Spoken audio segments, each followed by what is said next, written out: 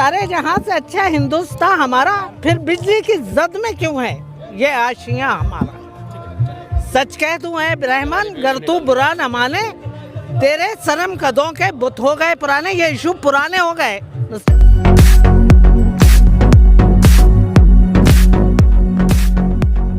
किसानों की कोई जाति नहीं होती, यहाँ कोई मजहब विभक्त होके नहीं है।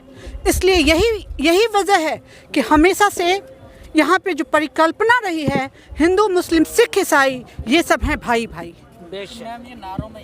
ये नारों में अगर होती तो शहीदों के मज़ारों पे जो लिखे हुए हैं कि ये कौन सा व्यक्ति था, क्या सिर्फ भगत सिंह की कुर्बानी हुई?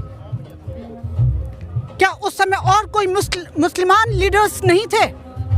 देश की आज़ादी हो चाहे हमारे सैनिकों की बात हो, हर मुद्दे पे, हर दोराहे पे, हर चौराहे पे आप सब यहाँ हैं। हम इसमें विभक्त नहीं कर सकते कौन हिंदू कौन मुसलमान।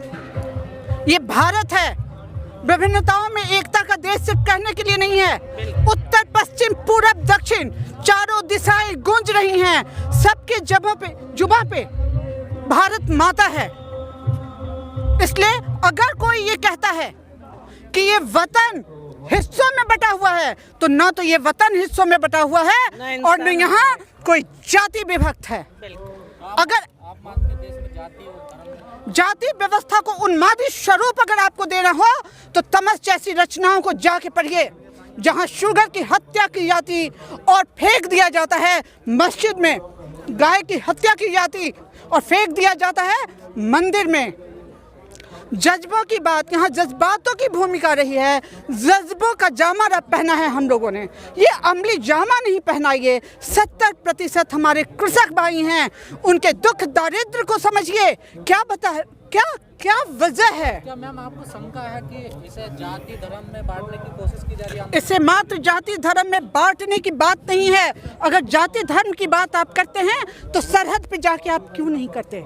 हमारे जो यहाँ जितने भाई बंधु हैं जिन्होंने अभी माइक पकड़ रखा है, हम किसी पार्टी विशेष से नहीं, किसी जाति विशेष से नहीं, क्या मेरे चेहरे पे लिखा हुआ है? इसलिए प्लीज उनके दर्द को इतना न बढ़ाएं। जैसा कि मैंने पहले भी कहा,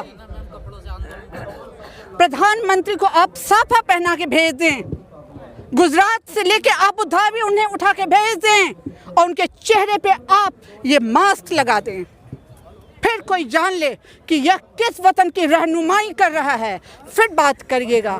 सहजानंद सरस्वती, बिहार के पृष्ठभूमि में एक नाम गूंजा जिसने किसान आंदोलन का आगाज किया था और उससे जितनी कांग्रेस की पार्टियों में लोग उपस्थित नहीं हुआ करते थे, उतना उस किसान आंदोलन में लोग उपस्थित होते थे।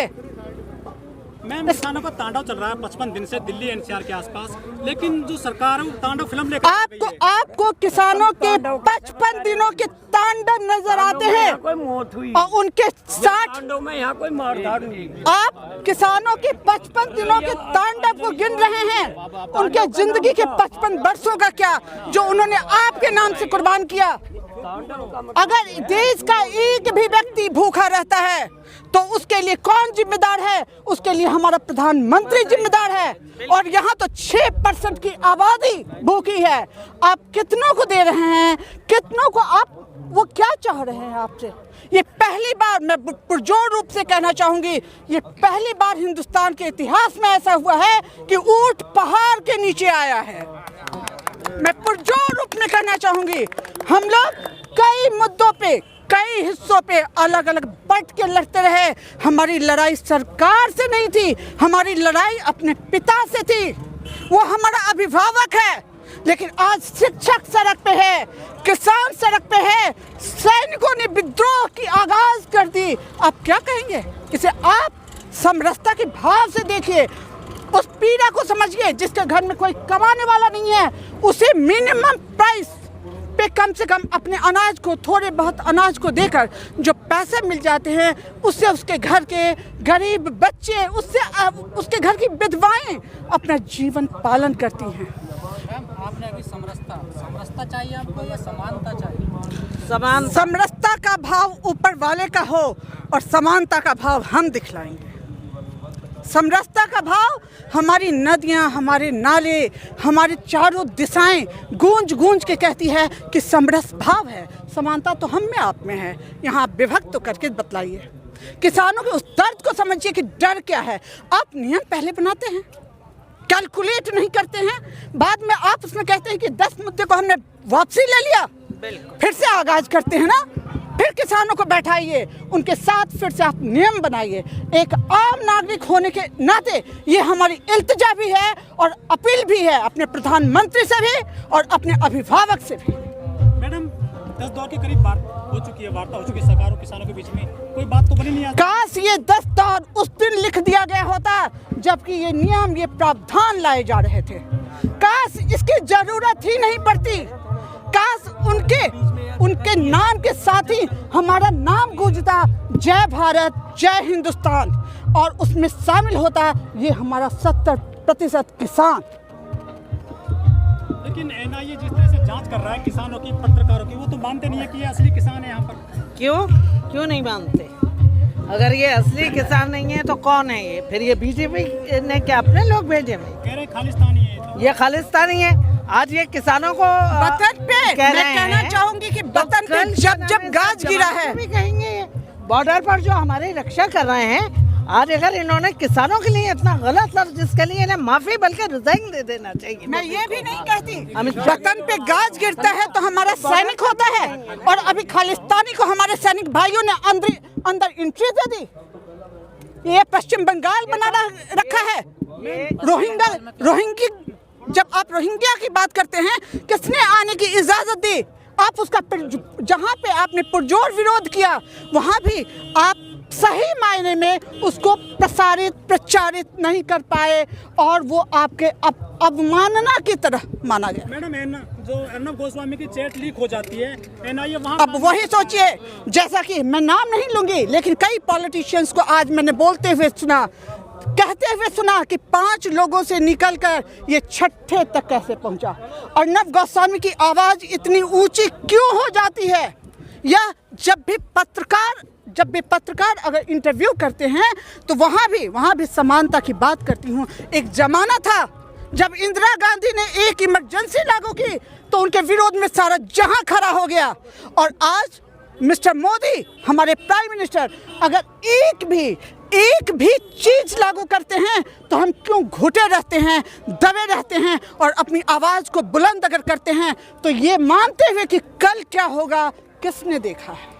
में एडहॉक साथियों के साथ जो हो रहा है, आज तो आप 50 दिनों की बात करते हैं, 90 दिनों तक वो बेचारे सूनी रात में बरसात में हवा के झोंकों से लड़ते हुए वहाँ पे बैठे रहे, लेकिन उनकी भी सुनवाई नहीं हुई। तो फिर मैं कैसे मान लूँ कि हर मोड़ पे, हर जगह हमारे प्रधानमंत्री क्या सिर्फ अपनी सुनेंगे? हम भी तो उन्हीं के हैं। ओके, धन्यवाद। देखिए, मैं राशिदा बाकी है, फ्रीडम फाइटर्स मेमोरियल फाउंडेशन चलाती हूँ, और हम ख़ास तौर पर आए हैं डॉक्टर उदित राज जी के इस वक्त क़यादत के अंदर यहाँ तक पहुँचे हैं।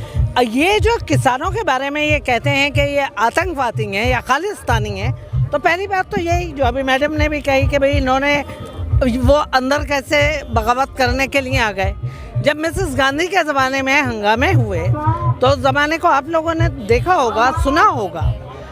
आज आप किसानों को अगर ये लफ्ज़ कह रहे हैं तो कल आप जवानों को भी ये लफ्ज़ कह सकते हैं। कोई भरोसा नहीं है आपका कि आप कल जो बॉर्डर पे हमारे फौजी हमारी रक्षा कर रहे हैं, जो हमारे अन्नदाता हैं, जब आप उनके ऊपर इस तरह के इल्ज़ामात एलिगेशन लगा रहे हैं तो आप जवानों पर भी लगा सकते हैं। और ये इस तरह की बातें करने में इन्हें शर्म आना चाहिए, शर्मिंदा होना। मेरा तो मेरे भाई उनका सेटल है ना, वो सब सेट किए बैठे में। उनकी देखिए बात सुनिए, उनकी जो जीत है ना हिंदुस्तान में, ये ईमानदारी की जीत नहीं है। आज वो बिल्कुल ईमानदारी का काम करा लें, आप देखिएगा एक वोट नहीं जाएगा। ये हिंदू मुसलमानों को कब तक लड़वाएंगे ये बताइए? कब तक इनका ये झगड़ा चलेगा?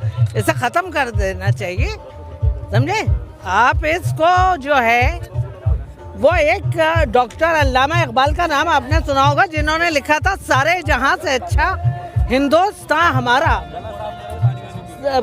सारे जहां से अच्छा हिंदुस्तान हमारा, मैं कहती हूँ सारे जहां से अच्छा हिंदुस्तान हमारा, फिर बिजली की जद में क्यों है ये आशियां हमारा।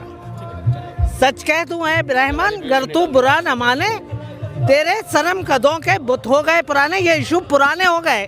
मिस्टर मोदी, मिस्टर अमित शाह, बिल्कुल अब इन्हें बंद कर दें।